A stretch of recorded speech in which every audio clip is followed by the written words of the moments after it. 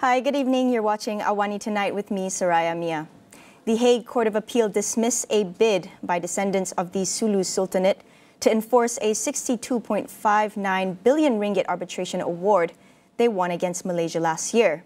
The Dutch court sided with Malaysia and dismissed the request of the Filipino nationals to demand to execute the final award. Last year, the 8 individuals claiming to be the heirs to the last Sultan of Sulu were awarded the amount by a Paris arbitration court in a long-running dispute with Malaysia over a colonial-era land deal. They have since sought to seize Malaysian assets in France, Luxembourg and the Netherlands in a bid to enforce the award. Malaysia obtained a stay on the award in France, but the ruling remains enforceable overseas under a UN treaty on arbitration. The heirs in September sought permission from a Dutch court to enforce the award in the Netherlands. However, Dutch judges said that the original agreement did not have a clause that bound parties to arbitration. Therefore, the arbitration award is not enforceable in the Netherlands. The Penang State Assembly will be dissolved tomorrow to make way for the state election. Chief Minister Chow Kon Yeow obtained the consent of the Yang di-Pertua Negeri during an audience this morning. Chow and the lineup of state excos will be the caretaker government from tomorrow until one day before nomination. At the same time, the Terengganu State Legislative Assembly is also expected to be dissolved tomorrow. The matter was confirmed by Menteri Besar Datuk Seri Dr. Ahmad Samsuri Mokhtar following an audience with the Sultan of Terengganu earlier today. State elections for Kedah, Penang, Kelantan, Terengganu, Negeri Sembilan and Selangor are expected to be held concurrently in the first 2 weeks of August after the dissolution of respective state legislative assemblies. There are many potential investments between Laos and Malaysia, including the renewable energy sector and the halal industry. Prime Minister Datuk Seri Anwar Ibrahim said this during a joint conference with Lao Prime Minister Sonok Say Sifandon earlier today. Anwar is in Vientiane, Laos, for a 2-day official visit to further strengthen bilateral ties and economic cooperation with the ASEAN member state. We've been here initially with this hydro plant with your support, and because of that level of success that we have seen Tenaga coming and joining the force, because in terms of renewable energy you have an enormous potential. So the collaboration between Tenaga Nasional and Electricity to Laos in renewable energy is something that we support, and thank you again, Prime Minister Sonsai, for your support and your government support. Meanwhile, Anwar also invited Laos to tap into Malaysia's expertise in the halal industry if it wishes to enter a larger market of Muslim consumers. Sifandon said Laos is ready to explore potential collaboration in other areas as well, such as agriculture, tourism and transport access between the two countries. Malaysia is Laos' 4th biggest foreign direct investment contributor last year after China, Thailand and Vietnam. The total trade between Malaysia and Laos surged by 425% from 202.5 million ringgit in 2021 to 1.13 billion ringgit in 2022. Plus, Malaysia Berhad will activate the smart lane at 5 critical locations along its expressways. This is to help alleviate traffic congestion expected during the upcoming Hari Raya Aidil Adha celebration.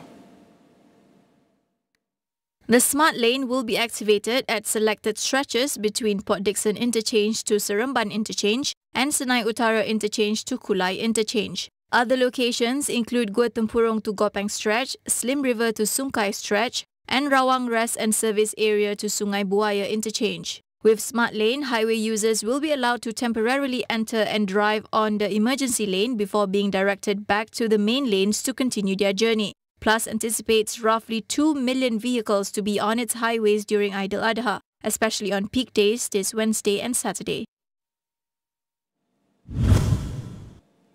According to election watchdog Global Bersih, certain Malaysian embassies abroad are still sharing outdated information on overseas voting, some dating back to before the 13th general elections.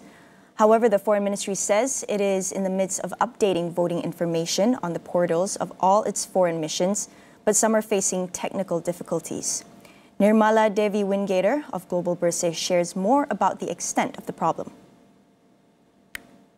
So this is something that has been ongoing, and Global Bersih has been trying to get Wisma Putra to give us the latest information, and it hasn't been working. We've been reaching out. I'll give you a very simple example, like the embassy, the foreign mission in Canberra, Australia. It is a huge diaspora. It's one of our bigger diasporas. We have Singapore, UK, and of course Australia. We all know it. And the Canberra embassy is still giving outdated information, basically telling overseas Malaysians that they have to be 21 to register, even though we know that it has been changed to 18 years old. The lowering of voting age is something such a big, simple issue. And also, interestingly, in the same website, it says that we have to go back to Malaysia in order to vote. Nirmala also highlighted the need for all the information online to be streamlined. We believe that the best way to overcome this problem is, instead of asking each embassies to update their own information, the best way is for Wisma Putra to actually have a centralized information portal within the portal that they have now. So basically, all they have to do is get the latest information from SPR, put it in their information portal, and every single Malaysian foreign mission all over the world can use the link and link themselves to that portal. So that way, we will have a centralized, updated, and most effective communication without burdening the individual embassies all over the world, and at the same time make it easier for everyone to get the latest information. To further mobilize Malaysian voters overseas, Nirmala says it is crucial to spread awareness about the requirement to re-register for postal voting.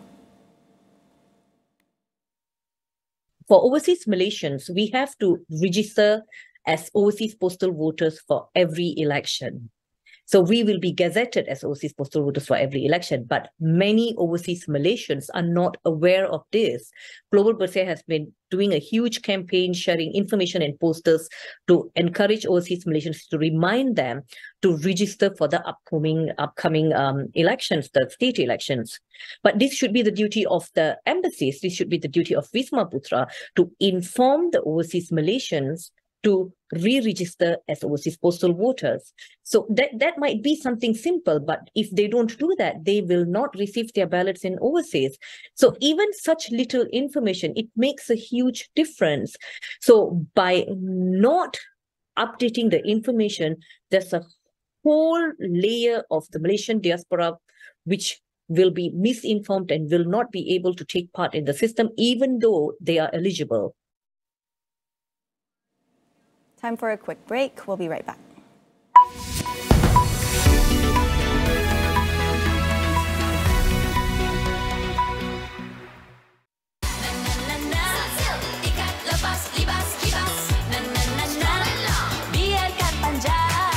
Sunsilk Strong and Long Baharu menguatkan rambut dari akar ke hujung. Biarkan panjang.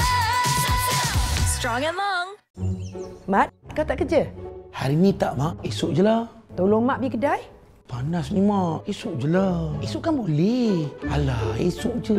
Esok lah. Esok. Kau ni esok. Kau ada daftar nama untuk korban tahun ni? Jangan macam-macam. Esok raya. Tenang, bertenang. Lembu sekor gegakkan Pita. Masya Allah, semuanya nak berjaya. Jangan sampai bersengketa. Isi korban kan ada. Apa lagi? Daftarlah sekarang.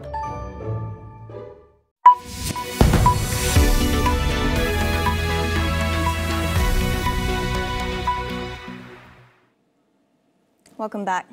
Thailand's leading Prime Minister candidate, Pita says he has enough support in the upper house to become the country's next premier. The Move Forward Party leader says he isn't worried about attempts to negate his quest to premiership, adding that he is confident he will get enough support of senators. To become Prime Minister, he would require majority support or at least 376 votes from the 750 members of the Joint Parliament. This includes the 250-member upper house, most of whom were chosen by the military when it took power in 2014. Pita has faced an uncertain path to premiership despite scoring a stunning victory in the May 14 elections. This is due to his party's controversial proposal to amend Thailand's strict royal insult law or lèse majesté, a move viewed by the conservative-leaning Senate as antagonizing to the country's royalist establishment. Pita has warned senators not to use his party's intention to amend the lèse majesté law as an excuse to block his election as premier, saying that it would pit the institution against the people. The first session of Thailand's new parliament will begin on July 3rd, and it is expected to vote on a prime minister on July 13th. Meanwhile, Germany has voiced opposition to the European Union's plan to seize frozen Russian assets to pay for the rebuilding of Ukraine. It cites potential legal and financial risks that are too high if the EU continues with its plans. According to Financial Times, the plan would require financial institutions holding frozen Russian assets to hand over some of the profits generated. The report said the EU seeks to raise as much as $3.3 billion per year from the holdings of Russian central bank assets. Latest figures show the EU has seized more than $215 billion in assets from the bank since Russia's invasion of Ukraine in February 2022. However, the proposal was met with opposition not just by Germany, but the European Central Bank and other European capitals. The World Bank has estimated the cost of Ukraine's reconstruction at more than $400 billion, a figure rising daily alongside the human toll of the war. Last week, foreign donors from the US, UK and the EU have pledged $66 billion to help the country rebuild over a multi-year period. The military in Honduras has begun taking control of the country's prison system, dubbing the initiative Operation Faith and Hope. The crackdown comes in the wake of a gang-related attack at a women's detention center that left 46 people dead. Searches were underway at the high-security Tamara prison, which houses some 4,200 inmates in a facility designed for 2,500. Armed forces said they had recovered pistols, machine guns, grenades, ammunition, cell phones and devices for internet access within the prison walls. Besides Tamara, the military police also assumed control of the La Tolva prison on Monday. In a Twitter post, the armed forces said operations will continue in other penal centers. After one of the country's deadliest prison riots last week, President Xiomara Castro announced she would hand the military control of the prison system as her administration seeks to curb organized crime activity inside prisons. Starting tomorrow, South Koreans will become at least a year or two younger after scrapping its Korean age system. All judicial and administrative areas in the country will begin using the international standard after the National Assembly announced the move last year. The unified standard, however, will not apply for military conscription purposes, calculating the legal age to drink alcohol or smoke or school admission.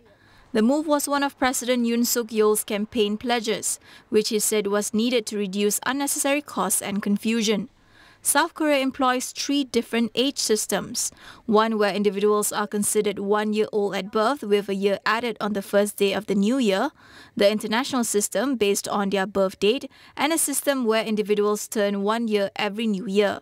South Koreans won't need to update any documents or IDs since the age used for government forms is based on the international system, just like it is for retirement, receiving a pension and voting. That's all for AWANI tonight. Thanks for watching. I'm Saraya Mia, and we'll see you soon.